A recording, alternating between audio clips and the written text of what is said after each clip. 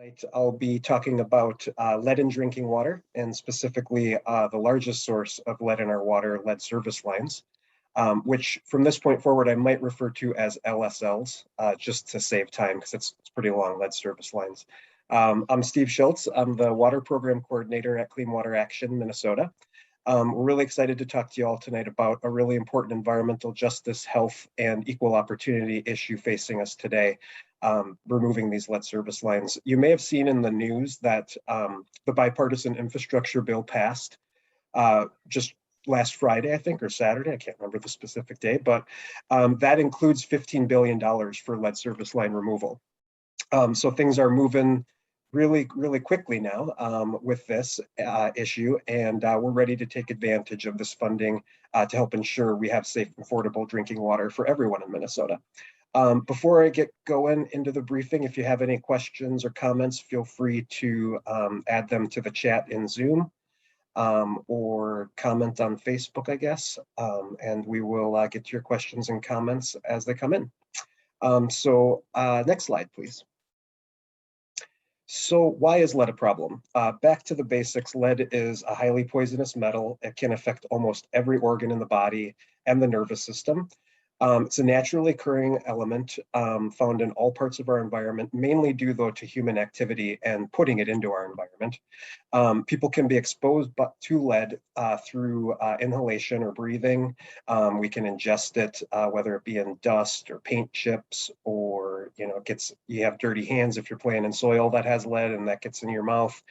To a lesser extent, it can also be exposed. You can also be exposed through dermal contact, through your skin. So if you get it on there, and because they absorb more lead than adults, and because their brains and nervous systems are still developing, and that really affects those kids under 6 and developing fetuses are most susceptible to lead exposure. So what does this do? It has a wide range of health effects, including attention difficulties, behavior difficulties, lower IQ, overall slower development for kids. Also, there's, like I mentioned before, it can cause damage with many of your different organs. And all of these things, especially the learning disabilities, can lead to lifelong inequities for children exposed to lead. And according to the Center of Disease Control, the risk of lead poisoning falls disproportionately on Black children, or people of color, and people in low-income neighborhoods. So they're actually 3 times more likely than white children to have elevated blood levels. And the most common source of lead exposure is ingestion of old paint. The US EPA, or Environmental Protection Agency, estimates that lead in drinking water can be about 20% or more of a person's lead exposure. This is really important. There is no safe level of lead in our air, water, or bodies. So we need to get to that. Next slide, please. So lead, unlike many other drinking water contaminants, is usually not present in the drinking water source, or even as it leaves the water treatment plant. Rather, it results from the pipes, the distribution system leaving the plant, or on-site plumbing in our homes or the buildings that we're in. So when old pipes age, the lead particles in them break off inside of the pipe, or when corrosive water comes into contact with lead pipes or fixtures or solder, it'll leach out, and then the lead will travel with the water through our pipes, out the tap, into our bodies. And lead accumulates in our bodies over time, in our bones, teeth, and even small amounts can create serious health impacts. And I've said it before, but I'll say it again, there is no safe level of lead in drinking water. So the biggest source, like I said, in water is a lead service line. So what is a lead service line? On the diagram, it's the brown pipe on the bottom. And what it does is connects the public water supply main pipe to our home to provide water service. And the extent of the problem is right now, the Department of Health estimates that there are about 100,000 lead service lines in Minnesota. And the EPA says that if lead service lines are present, they are probably the largest source of lead in a home. So we really need to get on this issue. Next slide, please. One back, I think. Is there one back? Oh, maybe not. Anyway, so who might have lead service lines in their homes? There we go. Thanks. Exposure to lead from drinking water is less common than other pathways. For example, like paint, for example. Yet, as we saw in Flint, Michigan, it can have serious consequences if we're not treating our water properly or getting lead out of our pipes. Older homes, especially those built before 1986, are more likely to have lead service lines, fixtures, and solders. And it's important to note that even newer lead-free fixtures could contain up to 8% lead until 2013. So really the only homes where people should or could feel like they're not at risk are living in homes that are built after 2013, which isn't very many of us. Next slide, please. For the next section, I was going to hand it off to Sasha, who's our environmental health and justice organizer, to talk more about how lead service lines are an environmental justice problem. Sasha? Yeah, thanks, Steve. So Steve gave a lot of really great background information and outlined that this is a really widespread issue. And I really want to highlight that this issue has been known for, at this point, a number of decades. Like Steve mentioned, like a lot of these things were banned in like the 70s or 80s, maybe not completely, but still like people were talking about it as an issue back then. And that was kind of when people started to realize they needed to do things about this. But because of how ingrained lead is into our lifestyles, into our world, that takes usually a lot of money. And so it's the communities that have that kind of economic privilege either themselves or have the kind of political ability to influence money in their local government to get funding for that have been able to get rid of lead in their homes, or they have just bought entirely new homes, which are generally much more expensive than some of the older ones. And so that's why there are a lot of environmental justice issues when it comes to lead in general and lead in drinking water especially. Environmental justice is fighting for everyone to have the same degree of protection from environmental health and from environmental hazards, and lead is one of the really bad environmental hazards out there, and just is not, people do not have the same amount of protection from that. And that's one of the reasons why we're fighting so hard for federal funding for this issue, so that can be distributed, especially to the communities that have not had the ability to remove their lead service lines before or do lead remediation work on their homes yet. And so we want to make sure that people have equitable access to the resources and then equal access to the decision-making processes, again, so that we can make sure that the resources are going to where they are needed, and make sure that no community is left behind, that we don't end up with similar situations in the future where there are just hugely disparate impacts between low-income communities or high-income communities or communities of color versus white communities. And yeah, this slide also just highlights again what Steve brought up earlier about just the way that lead especially really is seen more present in Black children and other BIPOC communities as well. So overall, it's a really big environmental justice issue, and it's really important that we can secure funding and do education work and a lot of other work to ensure that people can have a safe and healthy life, no matter their economic background or their racial background.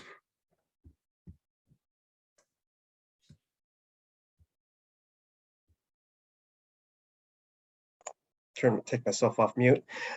So Congress and state legislators are debating right now how to address lead poisoning, and there are proposals at both levels of government to fund programs to replace all lead service lines.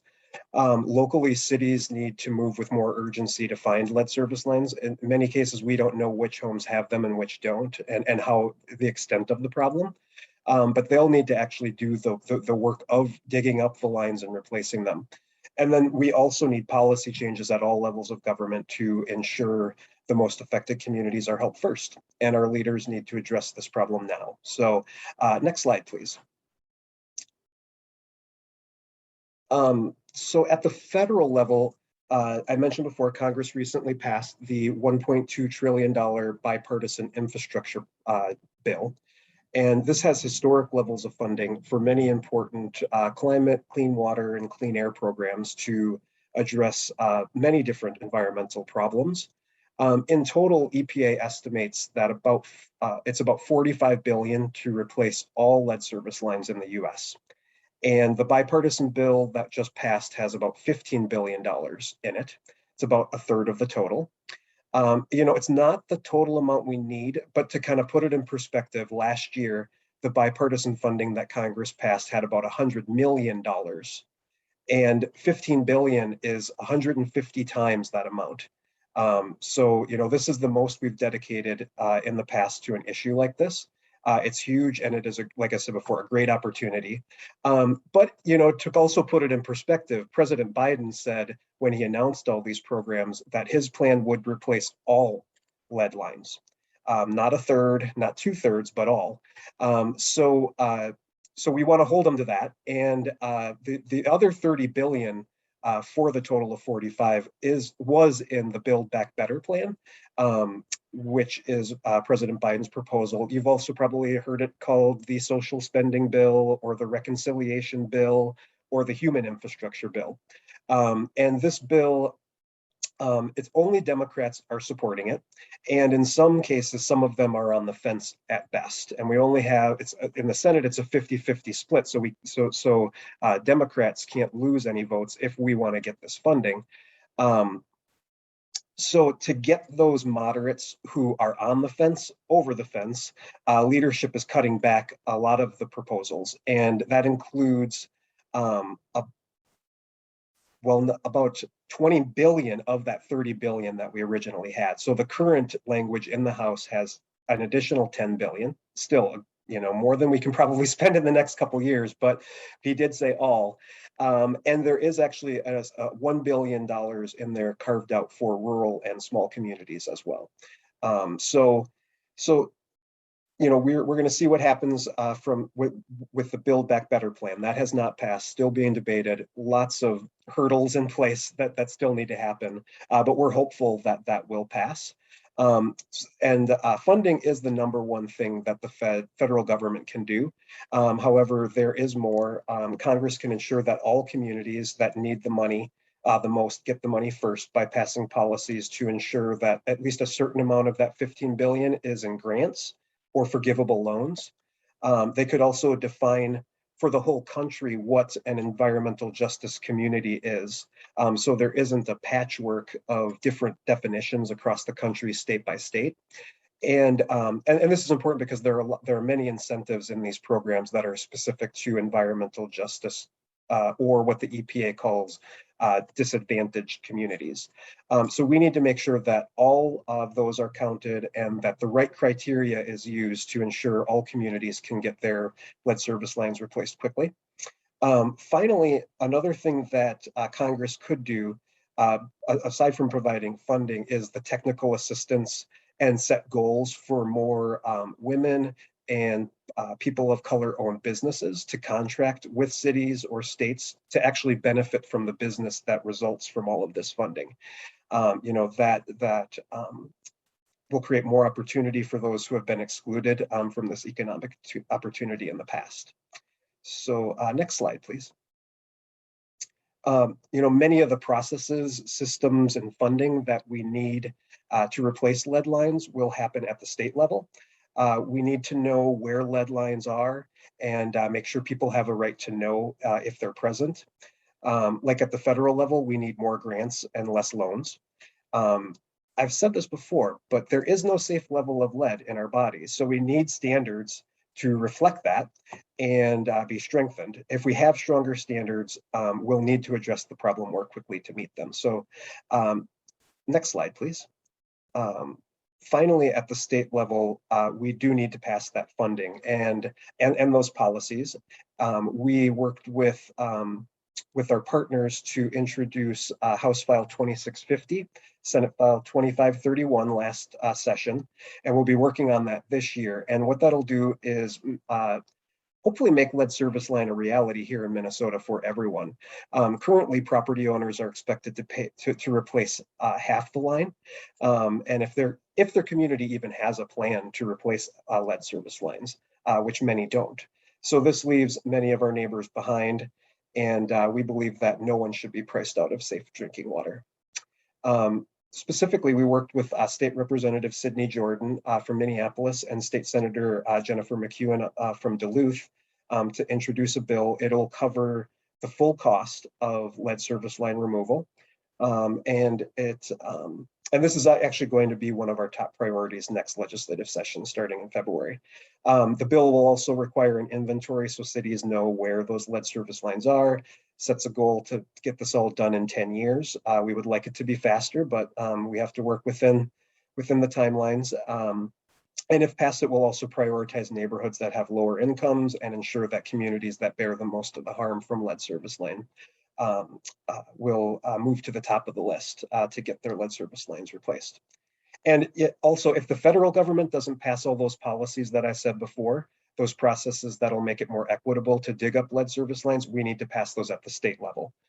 So hopefully we can get some of those done in Congress, but if not, we're going to be at the state legislature making sure we have those equity measures in place here. Next slide. Oh, actually, I think I'm going to turn it back over to Sasha here now to talk about our work that we're doing in communities at the local level here in the metro area. Yeah, thanks again, Steve.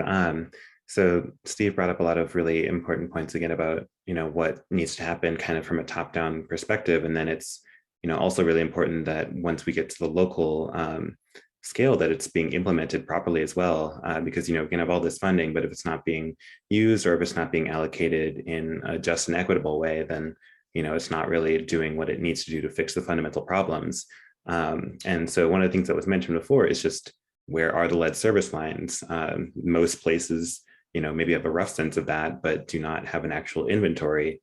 St. Paul is one of the few places in Minnesota that actually does have one that, you can check and see whether or not your home has a lead service line, which is a really valuable resource. You can know whether or not you need to take the precautionary measures to keep yourself and your family safe. But a lot of other places don't do that. This will, be changing over the next couple of years due to the revisions to the lead and copper rule that are going on with the EPA, which would require inventories to be done by 2024. But that is still a number of years where a lot of communities are continuing to drink lead contaminated water without knowing it. There are, of course, lead tests that you can do, or you can have your city or whoever provides your water test the water to check that out, and other things to determine whether or not you are drinking lead water. But even as we are getting all of this funding, and especially with the money that's coming in, it's important for the water systems themselves to know where the problems are, what the scale of the problem is, so that they can tackle it as effectively as possible, especially with the time frame that we're looking at. So that's why it's really important, and that's why we're pushing for, especially Minneapolis and other places in Minnesota that have large communities, to identify and disclose the lead service line locations to those who have them. Another important part is that, again, this funding is being used properly so that there's not a financial burden on people to have safe drinking water. By itself, lead service line replacement can cost between $2,000 and $12,000, and that's just not really realistic for a working class family to be able to pay off very well. And so a lot of them will just choose to keep drinking lead water so that they can pay their bills, so they can afford groceries. And so even when we're getting all this funding, it's important that the programs that are being, or the programs where the money is going to locally are covering the funding for especially low-income communities, BIPOC communities, and ensuring that they can have full lead service line replacement without having to worry about any of the financial constraints. Some other measures that can just help in general is just increasing the monitoring of the drinking water, because in general, lead service lines are mostly an issue when the water itself is not the kind of balance that it needs to be. And so it's important that that water is being monitored to ensure that it's not going to be absorbing as much lead as it might. It's also important, again, to just have these conversations with the people in the community who are being impacted, do that kind of educational work that is needed in the community, make sure that people know, here is why lead is an issue, here is maybe some resources, and here are some precautionary measures that you should take. And we've been doing, a decent amount of that work ourselves, but it's important for governments as well to have those conversations, especially as they find out more about where the lead service lines are, what the problems are, where is it most like where's the issue, the biggest issue at. And that kind of combines again with like partner and community groups doing that kind of outreach as well, because a lot of times governments going into communities that don't trust the governments, that they aren't able to like have those conversations that are needed. And so talking with community groups and those who have more direct relationships to the communities is really important there. And that's one role that we've been working to fulfill as well, is just basic education work with the communities to ensure that people know about the issues, and then also again pushing for local governments to do what is right when it comes to lead service line replacement and other lead remediation efforts.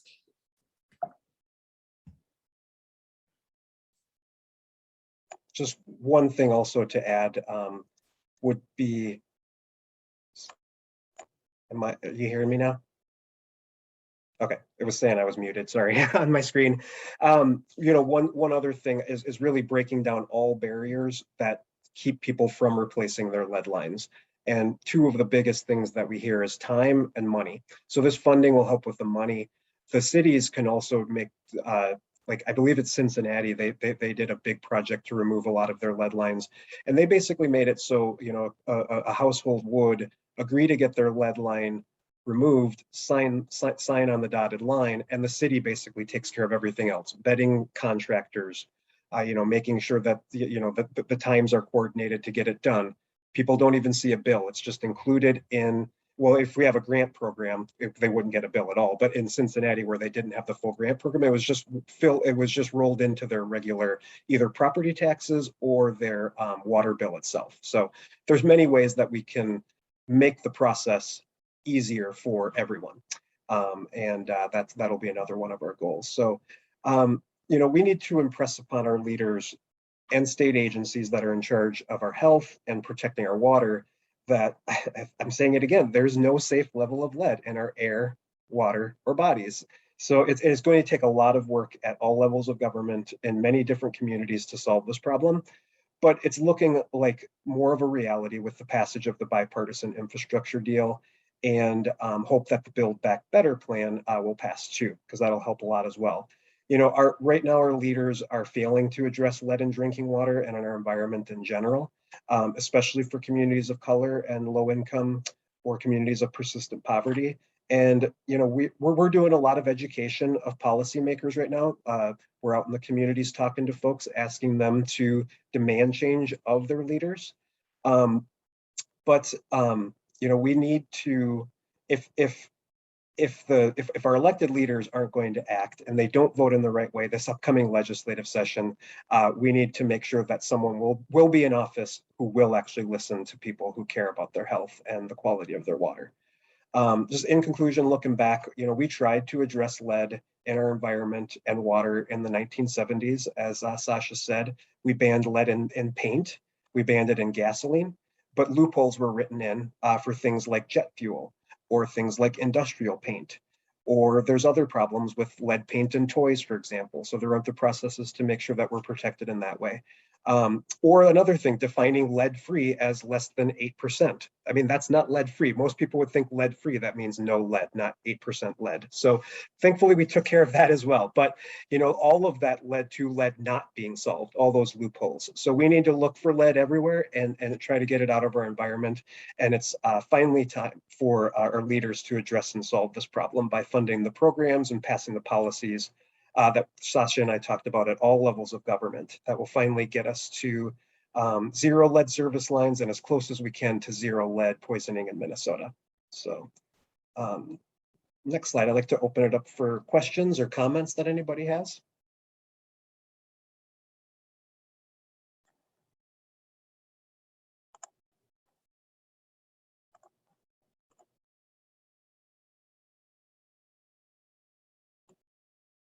Anything on Facebook, Tom? Let me look here. Sure.